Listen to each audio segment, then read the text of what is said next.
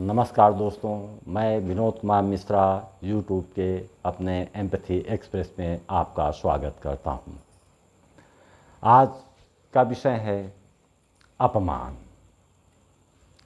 हर मनुष्य के अंदर एक जीवित आत्मा होती है। जीवित आत्मा का तात्पर्य उसके अंदर गौरवपूर्ण जीवन यापन की लगन, सम्मानित तरीके से समाज में रहने की चाहत। प्रत्येक दशा में वो अपने सम्मान को बचाए रखना चाहता है।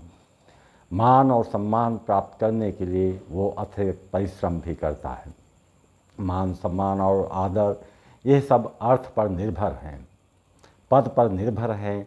समाज उन लोगों को सम्मान देता है जिसका नाता शक्ति, सामर्थ्य और ऐश्वर्य से रहता है। स्वाभाविक है कि प्रत्येक मनुष्य की स्थितियां अनुकूल नहीं रहती हैं। आदर, मान, सम्मान उसको ही प्राप्त होता है जिनकी परिस्थितियां उनके अनुकूल रहती हैं। जिनकी स्थितियां प्रतिकूल होती हैं वो मान सम्मान के प्रति अधिक जागरूक होते हैं। मान सम्मान पाने के लिए उनके हृदय के पात्र खाली रहते हैं। इसीलिए ऐसे लोगों का व्यवहार और आचरण में एक मिठास होती है, वाणी में करुणा होती है। अन्न में सक्षम न होने के कारण उसके पास यही दो विकल्प बचते हैं। अब चलते हैं जिनकी परिस्थितियां अनुकूल होती हैं उसमें से बहुतेरों को सुख, समृद्धि और ऐश्वर्य विरासत में मिलता है। शक्ति विरासत में मिलती है। अभावों की परछाई भी नहीं पड़ती है। उनके भी हृदय के पात्रों में कुछ ना कुछ भरा रहता है। दूसरे ऐसा भी वर्ग है जिसने जीवन की जटिलताओं का अनुभव किया, अर्थ के महत्व को समझा, पद के मूल्य को समझा। उसे भी समाज में मान, सम्मान एवं ऐश्वर्य की कामनाओं ने उसे कठोरतम श्रम करने की प्रेरणा मिली। स्थितियां अनुकूल हुई, सफलता हाथ लगी। पहले उनके हृदय के पात्र में क्या क्या भरा था उसे खाली किया। इस प्रकार जिन्होंने स्वयं त्रासदियों को झेला है, आर्थिक तंगी का अनुभव किया है, ऐसे लोग सबसे पहले उसी समाज में अपनी विशिष्टता दर्शाने का प्रयास करते हैं कि वो अब पहले वाले नहीं हैं, अब वो सामर्थ्यवान हैं। उनके पास पद है, प्रतिष्ठा है, राज्य की उत्पीड़क शक्तियों के साथ उनका गहरा नाता है, या वो उसी के अंग हैं। जैसे ही उनके अंदर ऐसे भाव आते हैं वैसे ही उनके हृदय के पात्र में अहंकार की परतें जमने लगती हैं। आपने अनुभव किया होगा, बहुत से ऐसे लोग हैं जिन्होंने आर्थिक त्रासदियों को न केवल झेला होगा बल्कि उसके जीवन की नैया दूसरों के अनुग्रहों पर चलती रहती थी। यदि उसकी स्थिति सुदृढ़ हो जाती है तो वह सर्वप्रथम भौतिक संसाधनों को प्राप्त करते हैं। जिन्होंने उनके ऊपर अनेकों बार अनुग्रह किए होंगे उन्हीं के सामने वो यह प्रदर्शित करने में नहीं चूकेंगे कि कभी उनके ऊपर अनुग्रह करने वाले लोगों से अब वो बहुत आगे हैं। वास्तव में उनका व्यक्तित्व उसे प्राप्त करने लायक नहीं था, लेकिन अवसर मिला वो आगे बढ़े। ऐसे लोगों के हृदय में भरे हुए सुंदर सुंदर गुण बह गए। उसके स्थान पर उस पात्र में अहंकार ही अहंकार भरकर आत्मा उनकी दरिद्रता का रूप ले लेती है। आत्मा के पात्र में सबके अंदर कुछ ना कुछ भरा ही रहता है।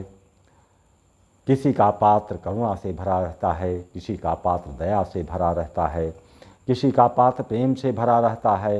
ये वो हैं जो हल्की होती हैं, जहाँ चाहे ले जा सकती हैं। ऐसे भरे हुए पात्र किसी को अपमानित नहीं कर सकते, क्योंकि ये सब तो ऊर्ध्वगामी होते हैं। ये सब तो हल्के हैं, हवा के साथ उड़ सकते हैं। इन भावों के पंख होते हैं। अब चलते हैं जिन्होंने हृदय के पात्र को अहंकार से भर रखा हो, दंभ से भर रखा हो। यह तो भारी है। ये हवा में उड़ने वाले नहीं हैं, यह गहराई तक धंसने वाले भाव होते हैं। ऐसे लोग नदी के उस किनारे पर उस बोझ को लिए खड़े रहते हैं जहाँ नीचे ही नीचे वो रेत को काटती जाती है। ऊपर ऊपर वो बालू का ढेर नदी में गिरने का इंतजार करती है। एकाएक वो भी गिर पड़ती है। वो रेत अपना ढांचा भी खो देती है, उसकी पहचान लुप्त हो जाती है। ऐसे अहंकार से भरे हुए लोग दूसरों का अपमान इसलिए करते हैं कि सामने वाला उसके वर्चस्व को स्वीकार करे, उसके अहम की पुष्टि करे।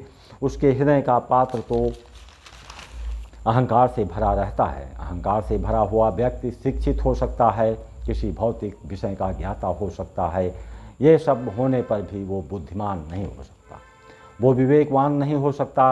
अहंकार बुद्धि और विवेक को मार देती है।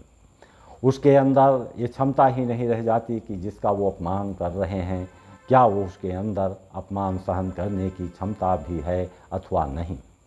वो हम की पुष्टि के लिए दूसरों को नीचा दिखाने का प्रयास करते हैं, अवसर मिलने पर अभद्रता करने से पीछे नहीं रहते। अब किसी का अपमान करने वाले लोग उनकी मनोदशा और जिनका अपमान किया जाता है उनके मन की दशाओं का विश्लेषण करते हैं। सर्वप्रथम एक बात तो साफ है, अहंकार जिसके अंदर आएगा यह उन्हीं लोगों के अंदर आएगा जिन्हें वो सब जो उन्हें किसी कारणवश ऐसी सफलताएं मिल गई जिसके वो पात्र नहीं थे।